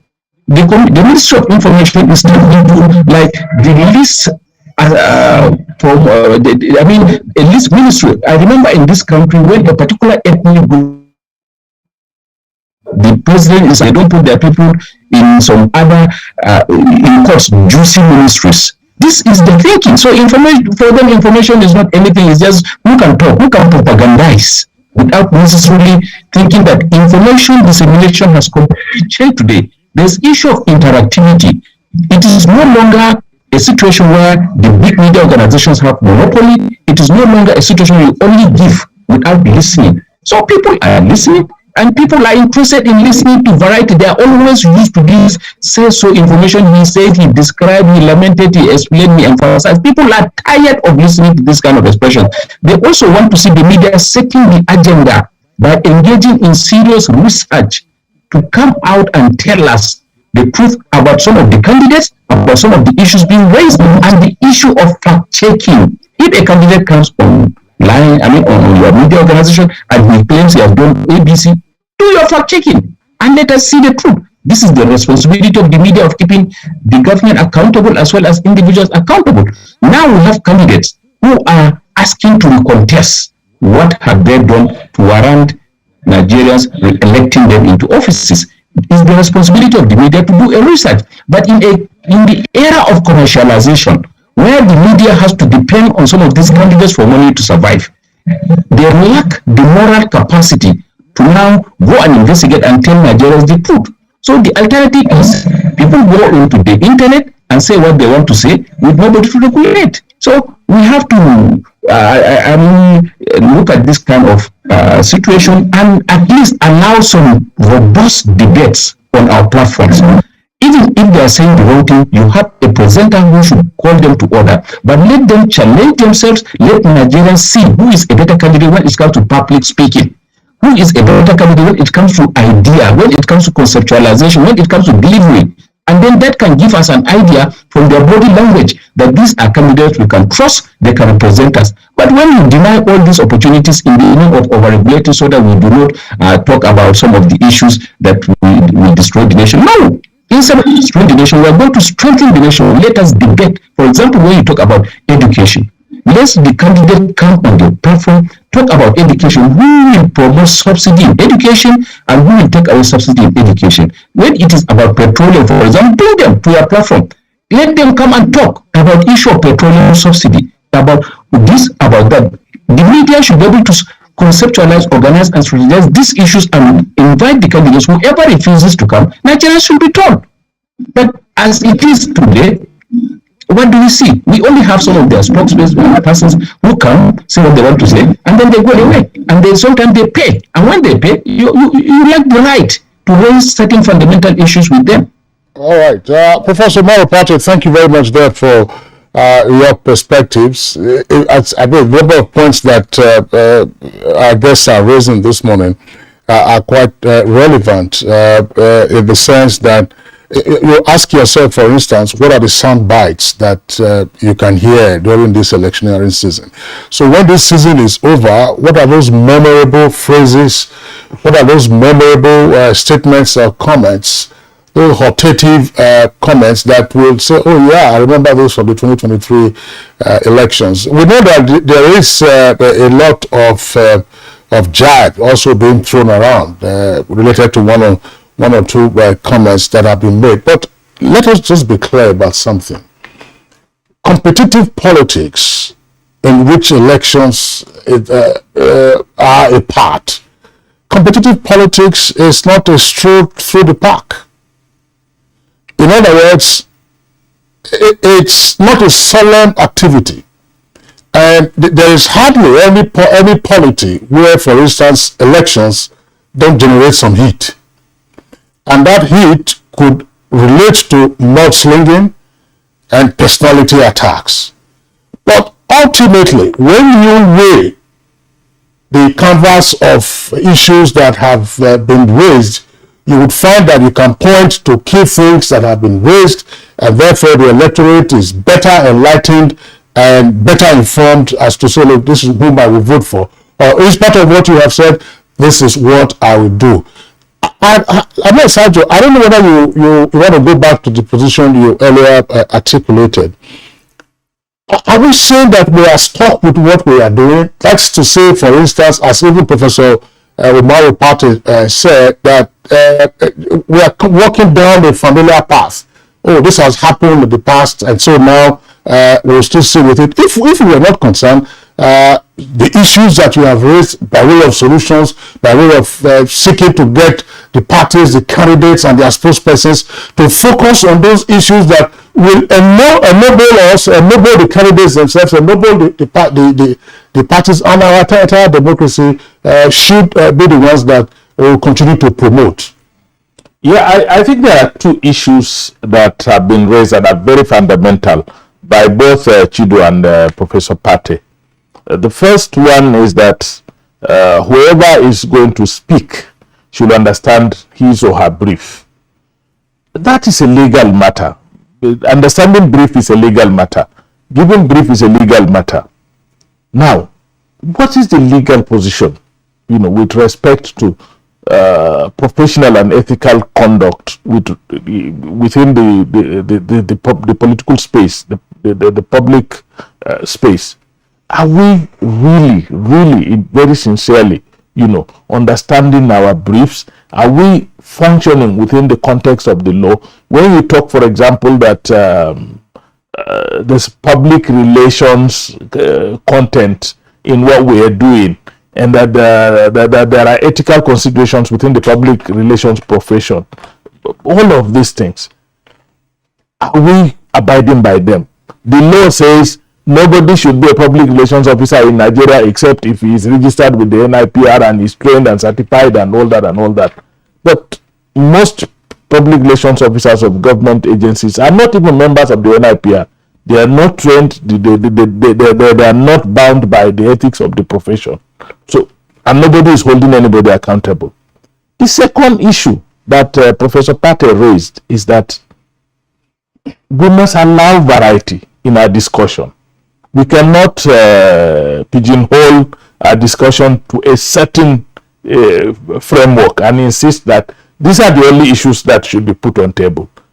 But even as we democratize the information management system, even when we create greater variety within the system, we cannot negate the ethics around and the legal framework around which we engage with the public.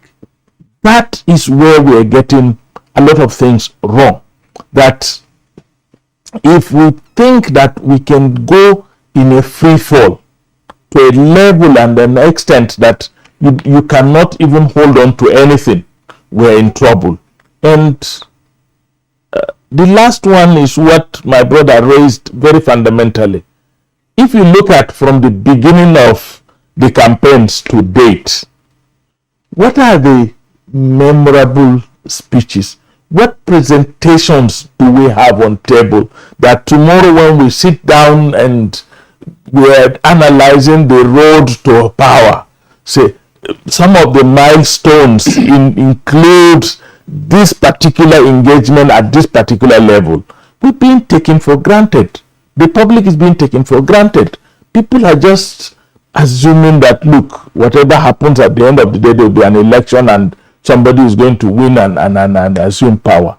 But on the road to that power, what are the things that we could hold on to and remind the person tomorrow that on your road to power, these were the things you said, these are the way you said them, and then what are there for you as a media person to say, look, the guy had, the madam had, raised an issue about being able to do A, B, C, D, E, F, G when the person comes to power, and then you now say, look, okay, as a media house, let me go back and do a research. When the guy was in a position in the past, was he able to do those things that he claims he wants to do in the future? If he didn't do them in the past, what guarantee do I have that he could do them in the future? So we are interrogating issues more deeply as media, and thereby enforcing, a norm, kind of, that people should be guarded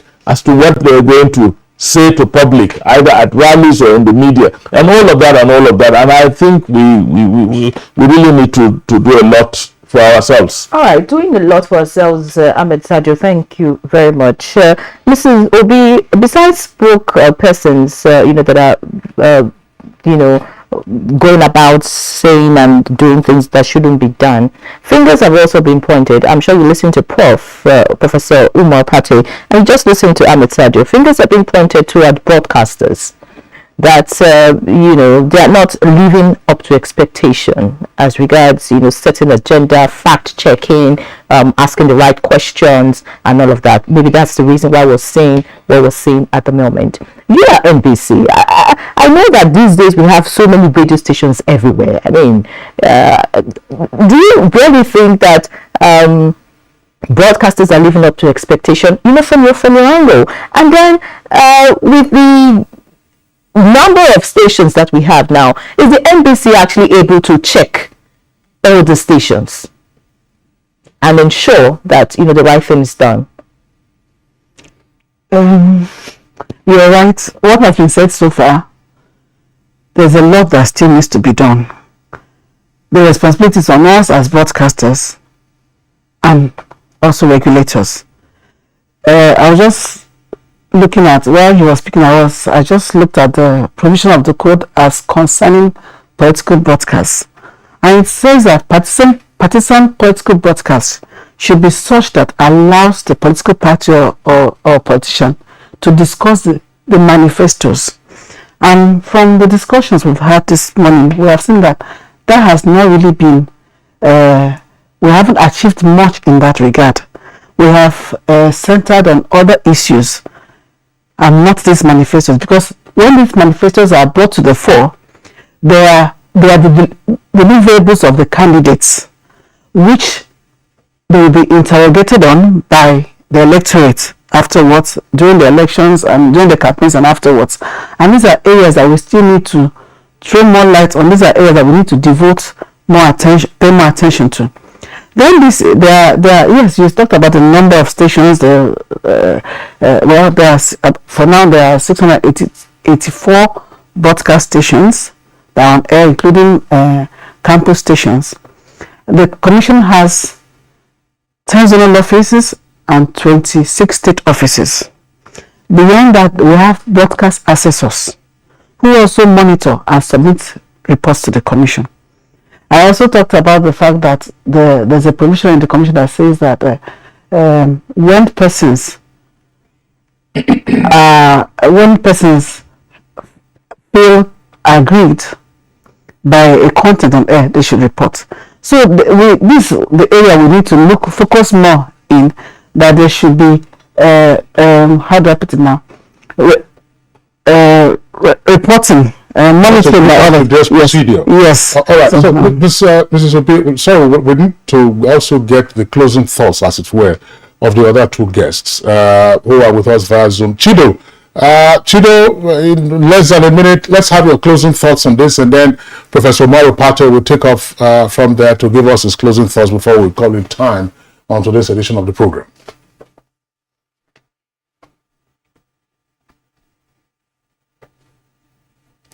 So we should refocus, all of us.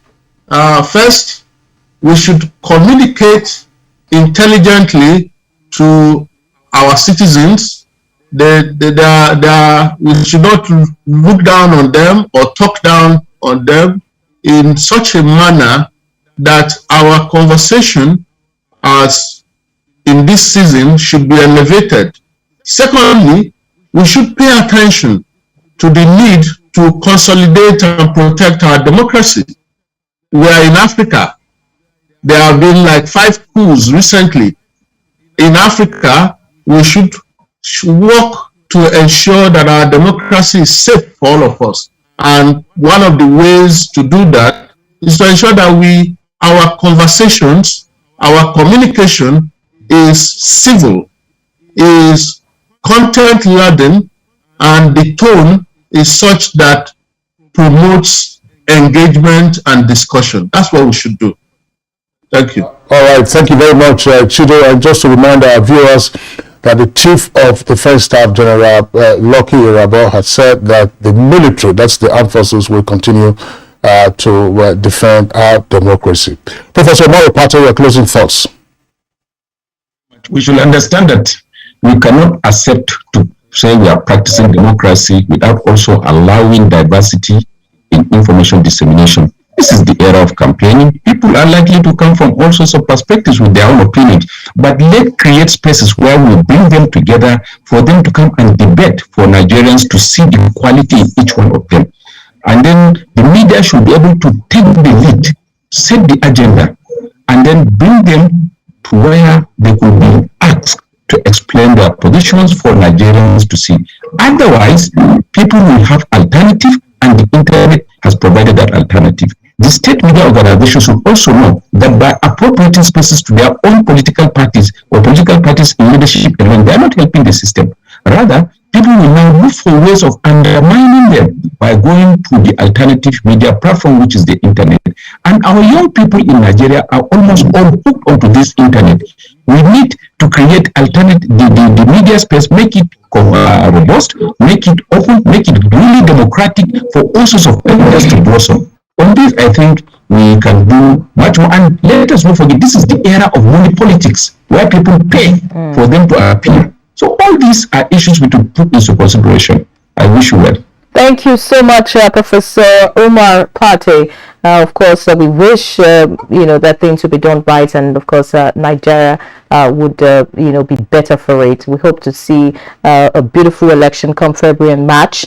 Yes, and of course, we hope that would have better governance in the country. Many thanks to all our guests for joining us on Good Morning Nigeria today. I'd like to thank Professor Umar Pate, the Vice Chancellor of Federal University, Kashere Gombe State, for joining us all the way this morning. Many thanks, Prof.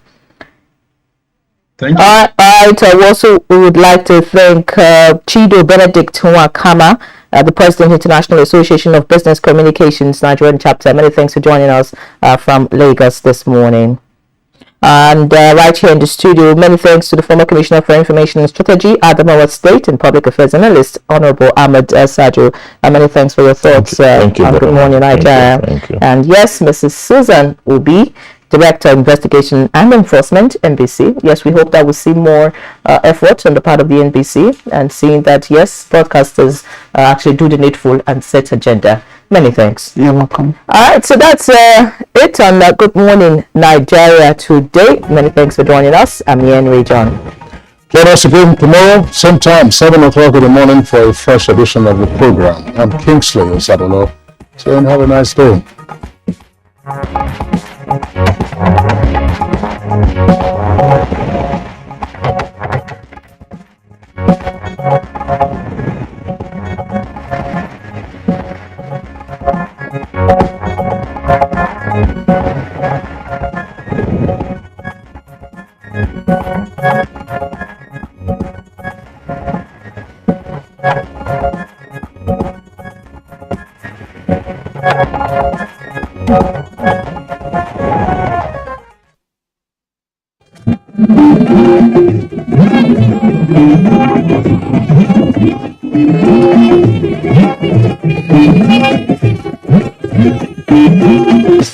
This is the network service of the NTA.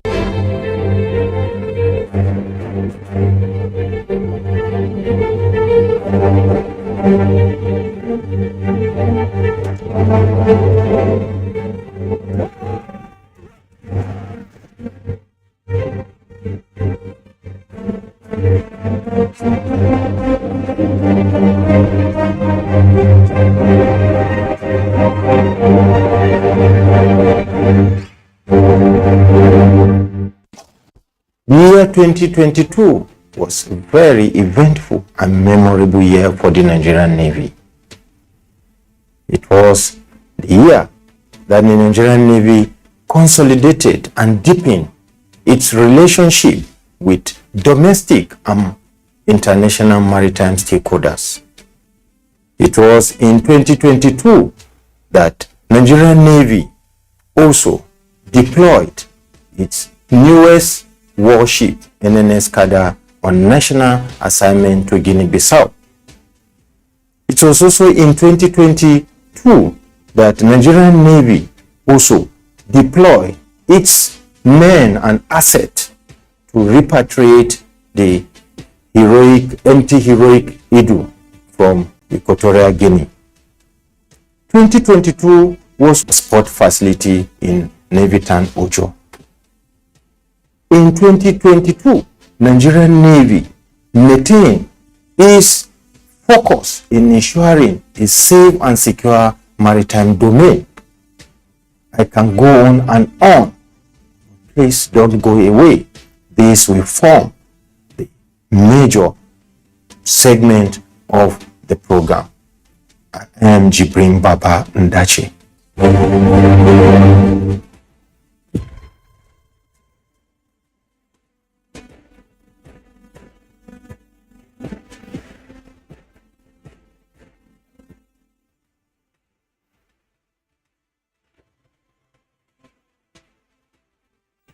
The Chief of the Naval Staff, Vice Admiral Awazuberu Gambo, on Tuesday, 17th January 2023, paid a visit to the African Union headquarters, Addis Ababa, Ethiopia. During the visit, the Navy boss met with the chairperson of the African Commission, Mr. Musa Faki Mohammed. Vice Admiral Awazuberu Gambo and his team also had a meeting with the Executive Secretary of the Committee of Intelligence and Security Services of Africa, Ambassador Zainab Ali Kotoko. The Chief of the Naval Staff, along with other service chiefs and the Inspector General of Police, joined the Commander-in-Chief of the Nigerian Armed Forces, President Muhammadu Buhari GCFR, on Sunday 15th January 2023 to commemorate the 2023 Armed Forces Remembrance Day celebrations. Armed Forces Remembrance Day is a day set aside annually for the remembrance of Nigeria's fallen heroes. This year's Armed Forces Remembrance Day, held at the Eagle Square, Abuja, had in attendance the Vice President Professor Yemi Oshinbajo, President of the Senate, Senator Ahmed Lawal, Speaker House of Representatives, Honorable Femi Gbajabiamila, the Chief of Defense Staff, General Loki Rabo, and other top government officials. The Nigerian Navy emerged winner of the maiden paintball competition organized by the Defense Headquarters, Abuja, in collaboration with forest hunters on Saturday, 14th January 2023. The competition, which took place at 3 Bridges Park, Idu, the Federal Capital Territory, was organized as part of activities to commemorate this year's Armed Forces Remembrance Day. Paintballing is a sport dated back to 1960 in the United States of America. It involves a simulation of a live combat scenario using dummy ammunition with paint bullets, among other things. The special guest of honor and Chief of Defense Staff General Loki Rabo, while addressing the audience, disclosed that the paintball competition is novel in the armed forces. However, the Defense Headquarters considered it worthwhile because of what it represents for the armed forces and the youths of Nigeria, as well as its potential of deepening military-civilian interaction in the country. Presenting the trophy to the team and medals to the participants, the Chief of the Naval Staff commended the team for emerging the best. The Chief of the Naval Staff, Vice Admiral Awa Zubairu Gambo, earlier on January 13, 2023, received the Chief Executive Officer, Jampu Group, Mr. Mohammed Shafiq, in his office. The CEO was at the Naval Headquarters on a courtesy visit to the Navy Chief. Jampu Group is an international brand with a tradition of partnership with emerging nations in Africa and beyond, delivering shipping, power, mining, equipment, and trading solutions to countries. Similarly, the Norwegian ambassador to Nigeria, Mr. Not Alif Lien, paid a courtesy visit to the Chief of the Naval Staff on Wednesday, 11th January 2023 at the Naval Headquarters, Abuja. Still on the same day, the Defense Attaché of the United Kingdom, Brigadier General M.E. Monroe, was also at the Naval Headquarters, Abuja. And as part of the visit, matters bordering on strategic synergies and collaborations that will benefit both countries were discussed.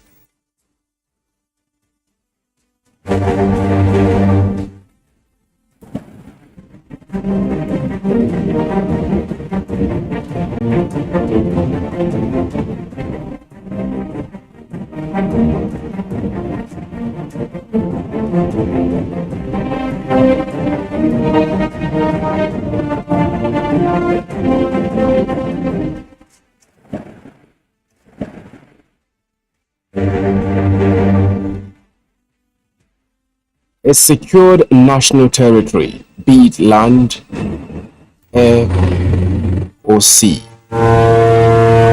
is the utmost priority of any military across the globe. As a matter of fact, the strength or weakness of a country is rated in terms of its military power and capability. The Nigerian Navy, one of the nation's armed forces, is saddled with the sole responsibility of safeguarding the sovereignty of Nigeria's territory along its waterways, as well as the protection of its oil and gas infrastructures, ensuring a safe maritime environment for guaranteed trade and other legitimate undertakings in and around the country's maritime domain. The Nigerian Navy, under the sterling leadership of the Chief of the Naval Staff, Vice Admiral Awa Zubairu Gambo, in the year 2022, saw remarkable transformations across boards.